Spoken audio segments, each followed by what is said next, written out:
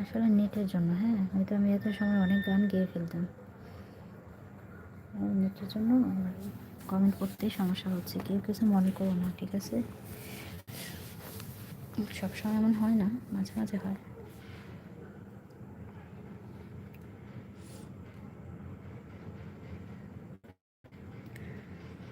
বন্ধু তুমি আই বাইরে বলে